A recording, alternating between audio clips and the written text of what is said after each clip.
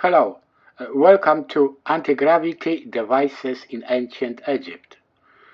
Today I'm going to introduce to you two major anti-gravity techniques which were used by the ancient Egyptians in construction of the huge structures made with big and heavy stone blocks. First, I describe transportation technology, relying most of all on the use of a tool known as a was scepter. Traces of this technology were left in history by writings of the 10th century Arab historian Abul Hassan Ali al-Masudi, known as the Herodotus of the Arabs.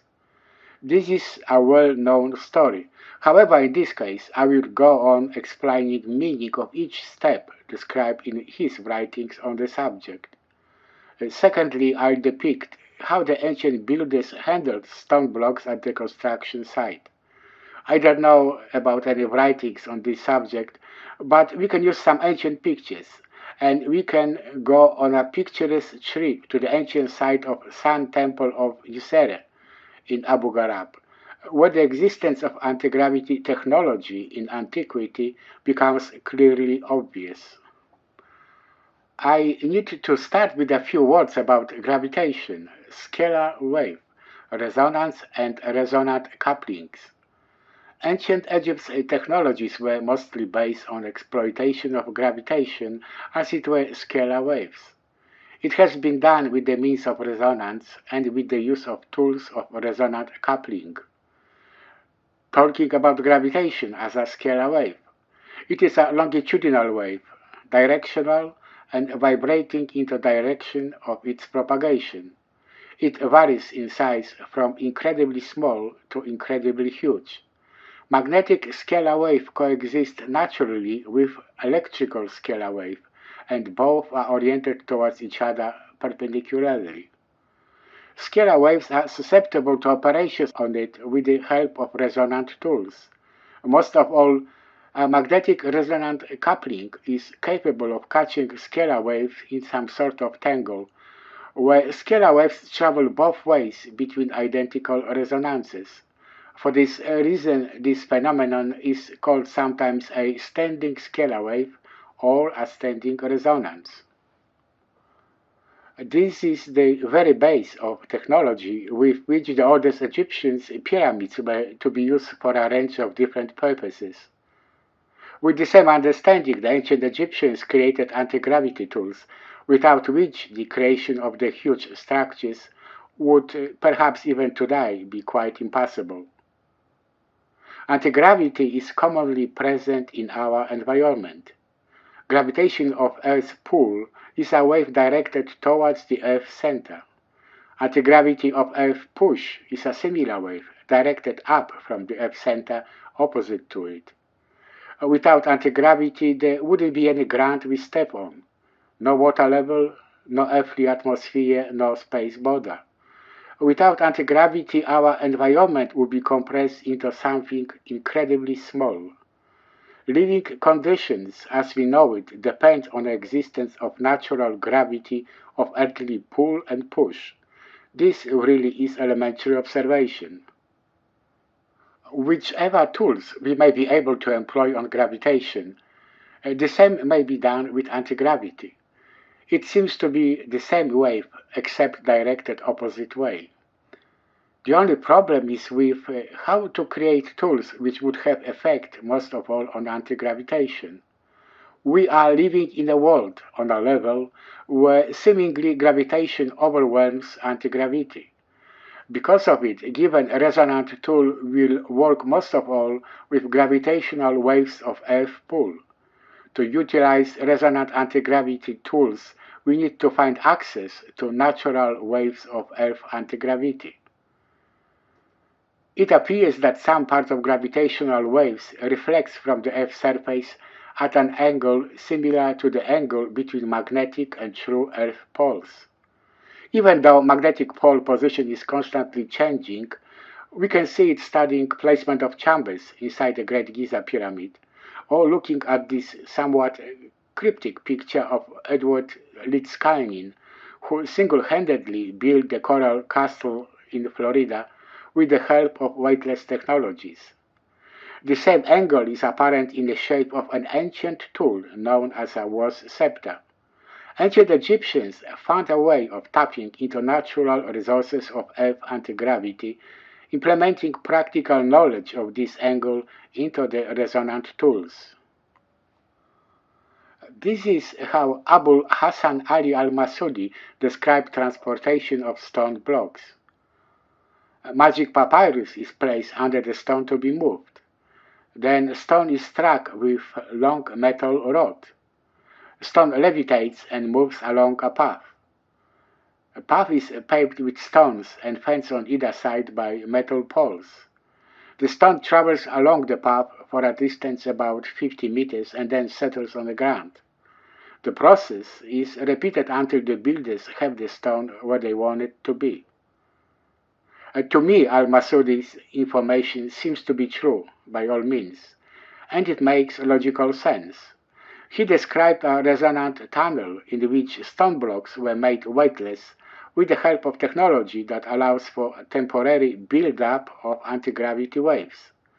Long metal rod he mentioned about had to be a was scepter. I am not the first one who sees this connection. Ancient Egypt is packed with images of a was scepter. We often see a trio, a was scepter alongside of a jet pillar and ankh cross. Almost every Egyptian deity had to be portrayed holding a was scepter. This means that whatever ancient Egyptians understood by this symbol, it had to be for them something extremely important. And yet, I don't know about any metal was scepter to be found.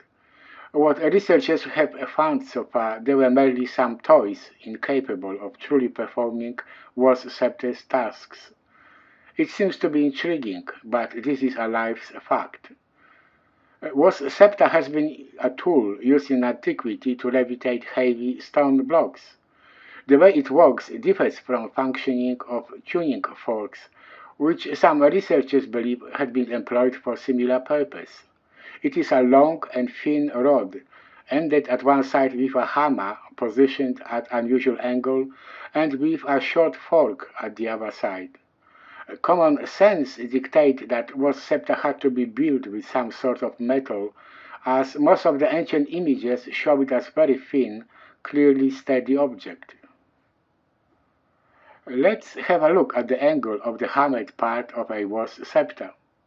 We can clearly see that hammered ending allows for comfortable use at a specific angle from a straight vertical line. There wouldn't be any reason to position a hammer at this angle if not for the purpose of using it in this particular way. It clearly looks like the was scepter was created for the very purpose of striking objects at an angle. I can see only one reason to create such a strange hammer. It is to allow for alignment of a was scepter's long, thin body with the direction of anti-gravity waves reflected from the surface of Earth. It is a resonating hammer which can be used to tap into natural resources of earthly anti-gravity.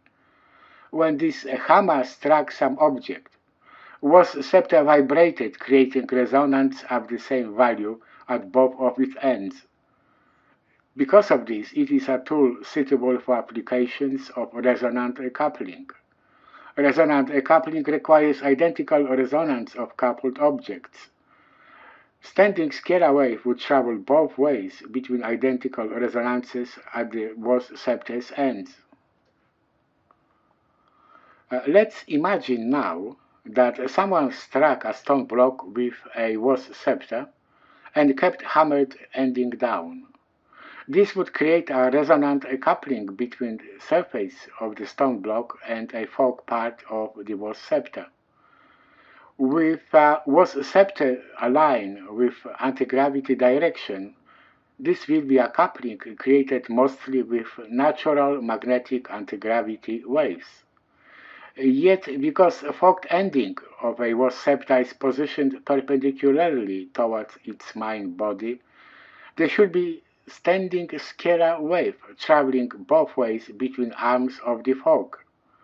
Most likely it is for this reason that the arms of the forked ending are very short and skewed towards each other to minimize typical for the tuning fork's arms vibration, and so to allow for the persistence of standing electrical scalar wave. In effect, we have then a resonant coupling between stone block and electrical standing scalar wave at the end of the was-septus forked part. It should be capable of storing within itself anti-gravity waves reflected from the stone block. This is possible because anti-gravity waves on the way up from the stone are interfered, tied up with the resonant coupling created by the was septa. This operation has effect on the weight of resonantly coupled objects. Soon enough, the power of gravitational waves of Earth push becomes equal with the power of gravitational waves of Earth pull. This buildup of anti-gravity waves makes stone block weightless and this way easy to transport. At first, it may be quite hard to imagine. Some electrical charge at the forked end of the was septa weighs nothing, while a stone block is very heavy. But we need to remember that this method doesn't rely on leverage, but in fact this is manipulation of gravitational waves. In space, objects don't clearly display property of weight. Those are gravitational waves which create this property within the earthly environment. If we can manipulate gravitational waves, if we can equalize the powers of gravity and anti-gravity, then we will be able to manipulate the weight property of an object as well. This system can only store this much anti-gravity as much gravity of Earth's pull affects the stone blocks and becomes reflected from it. Stone block would not fly up. It still would have to be manually lifted up and pushed along its way, but at this time without any special effort. On a side note, interestingly, we can now understand why the stone blocks were usually cut and polished on-site at the quarries and then transported to the building sites. Technology that uses was septa requires evenly resonating surfaces to be fully successful. So far I only talked about a vertical angle of was septa's positioning. But with no doubt anti-gravity waves must be oriented at some specific horizontal direction. There aren't many clues. This is my opinion that apart from the moon's direction, most of the anti-gravity waves are on their way towards the sun, although likely not in a straight line. One important clue may be a placement of the Great Pyramid's chambers. The horizontal direction is set towards the true north. We can now explain the rest of the information included in Ali al-Masudi's story. Magic papyrus, whatever it was made of, it must have been some insulation separating stone block from Earth's resonance. For stone block resting on bare land, it couldn't be made weightless. Instead, the was septa's function would apply to the whole surrounding area. This is main reason for which ancient people had to use something to separate the resonance of the stone block from Earth's resonance. It may seem to be a lot of unnecessary effort to build a path paved with stones, to transport the stone blocks in the described way, but this too makes perfect sense. It was done to control resonance of the ground level. We would never know what resonance may come from Earth and what effect it could have on transported stone block. Stones of the path's paving were to disperse earthly resonance, so it could not affect transportation system. This paving extends this way the function of the magic papyrus. It separates resonance of the transportation system from Earth's resonance. We cannot be sure what was this fencing made with metal poles on either side of the road, but we might easily predict that it was done to stop stone blocks from resonant contact with local environment. Unpredictable resonant couplings with objects or surfaces in local environment could affect stone blocks' behavior and create difficult obstacles for the work of anti-gravity system. Ancient workers constructed resonant tunnels consisting of roads paved with stones and fenced with metal poles to create a seamless transportation system. Finally, one could ask a question: why a stone block would only be transported for about 50 meters for each strike of a metal rod? The answer for it is the easiest of all. The anti-gravity system was effective only for as long as the was scepter kept vibrating, at the same time creating identical resonance at its ends. Once vibration stopped, there was no more resonance to keep resonant coupling at work. Stored anti-gravity waves were to escape on their way to heaven, and stone block was to be brought back into standard gravitational conditions. The system described by Al-Masudi would be impractical to use at the ancient building site. Stone blocks used in those structures are placed so closely together that it seems the builders had to adjust the shape of every attached building stone separately.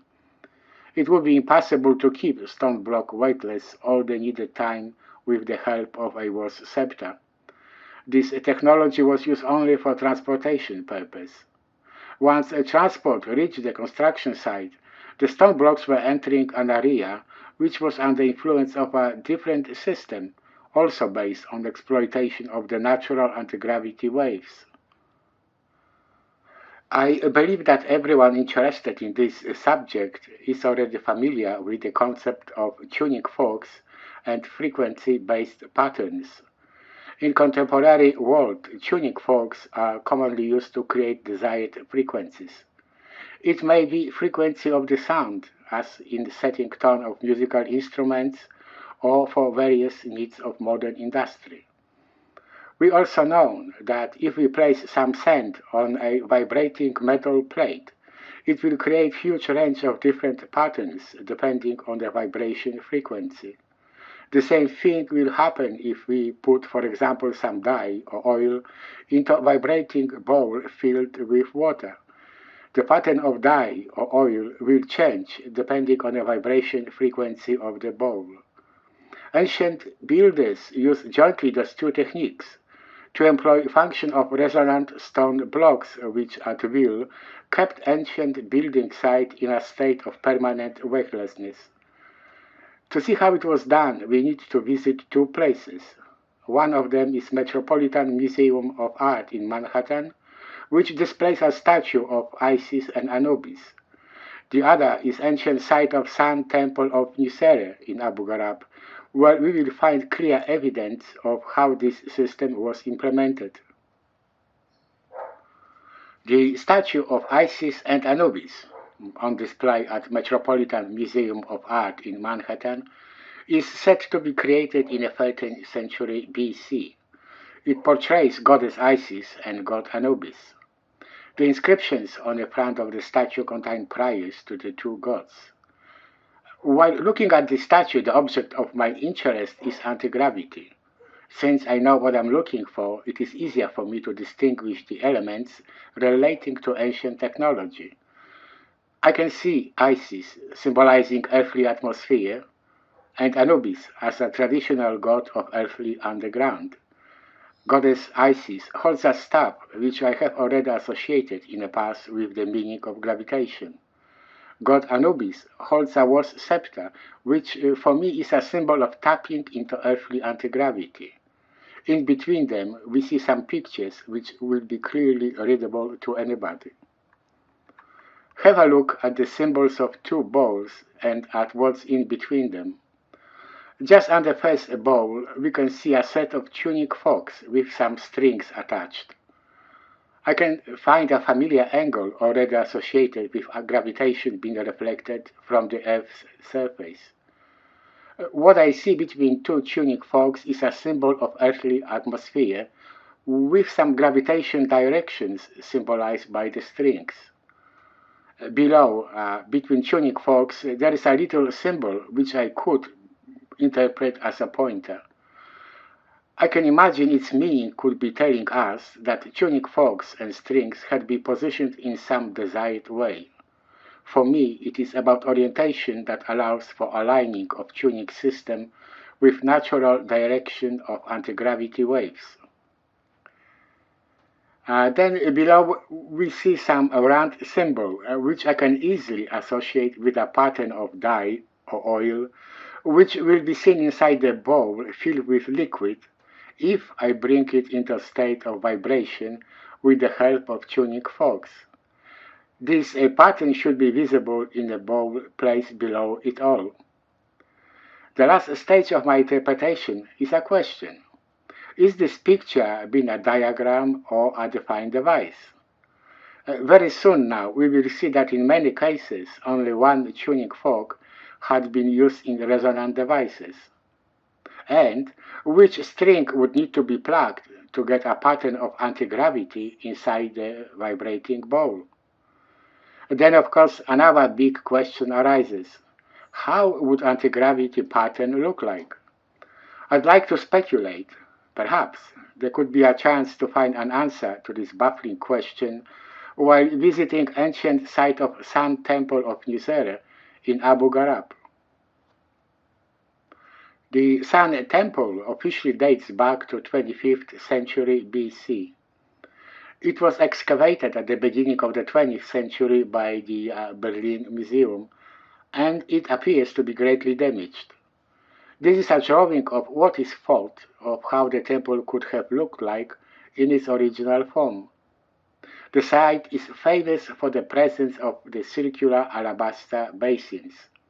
And yes, some researchers suggested that these may have been used to levitate objects through the vibrational manipulation of water. We can find here too only slightly different kinds of basins, with each of them having either one or three holes drilled at horizontal direction on one side near the top. The holes could easily accommodate tuning forks. Looking back at the statue of Isis and Anubis, we have already found that tuning forks technology was known in ancient Egypt. Sun Temple of Nisere in Abu Gharaib is the place where we can end putting together a large part of a puzzle in an investigation of how did ancient Egyptians manage to build the magnificent huge structures made of big and heavy stone blocks. Alabaster basins are the resonant stone blocks. A resonant function was provided by the tuning forks inserted at the top of them. Basins were filled with some liquid, for example water and dye or oil, to control the creation of unified resonance in many resonating stone block basins. I believe that ancient builders were looking for the fine resonance value, while plucking attached to the tuning forks strings align with the direction of natural anti-gravity waves. They would look for the same, likely prescribed pattern occurring inside the basin of every resonant stone block. As we already know, identical resonance is a basic requirement for the creation of resonant coupling. Then, stone block basins, placed strategically throughout the building site and sharing identical resonance, would become in natural way resonantly coupled with each other, creating a net capable of catching and withholding anti-gravity waves. This system relied on the same principle as the was-SEPTA technology, except instead of one resonant coupling, in this case we are dealing with multitude of couplings between resonant stone blocks, capable of storing anti-gravity waves across a large area. Plucking the tuning forks strings aligned with the direction of natural anti-gravity waves will provide anti-gravity with frequency. Stone block basins resonating identically with this frequency may be used to create magnetic resonant couplings which interfere and store anti-gravity waves, thus providing weightless conditions throughout the building site. This system was efficient only while the workers were able to keep up the same prescribed resonance of all the resonant stone blocks. This solution is much more effective than the was-SEPTA transportation system because with the experienced workers, the site weightlessness could have been kept for a long time, in theory, perhaps indefinitely. There are some places in Abu Gharaib that prove this theory. I'll show only one that isn't damaged too much. Please have a look at the circular basin in the floor of the structure. This is a little different design of a resonant stone block because a single hole capable of holding a tuning fork is placed in a corner of it. There are more blocks like this one in the floor of the temple, although in much worse condition. The resonant stone block we see is permanently fixed into the structure, but I believe ancient builders also were able to move stone basins around into required positions while constructing huge structures like big pyramids. I suspect Abu Gharaib could have been a place used in ancient past to produce resonant stone blocks and to train workers qualified in this technology. That's because of the number of alabaster basins found at the site. Some of them appear to be unfinished. There is now a place like this in Egypt. In the center of the temple's courtyard, there is a structure built with 5 large blocks of alabaster described as an altar.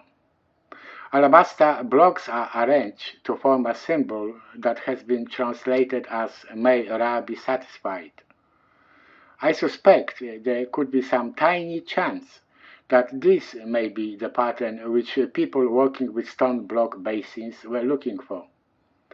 If Sun Temple of Nizere was in fact a place dedicated to the technologies of weightlessness, the placement of this altar structure in the middle of the courtyard could be meaningful indeed.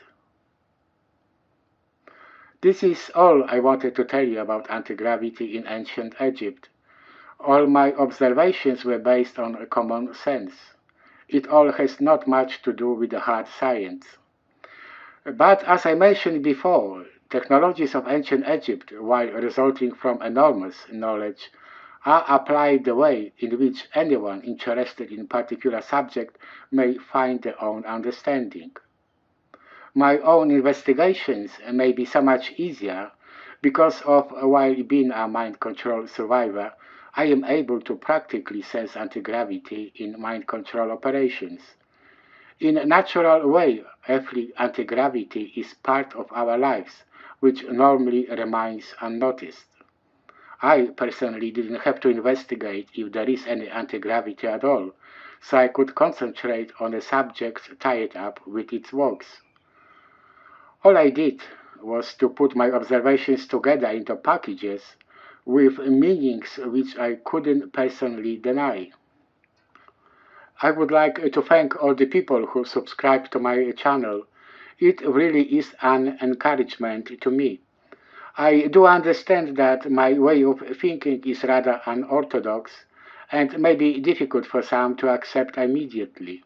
However, regardless of to what degree right or wrong I might be assessed, I am fully convinced that some appreciation for practical gravitation exploitation by ancient technologies may pave the easier way for development of the future technologies. Thank you for watching my presentation and good luck.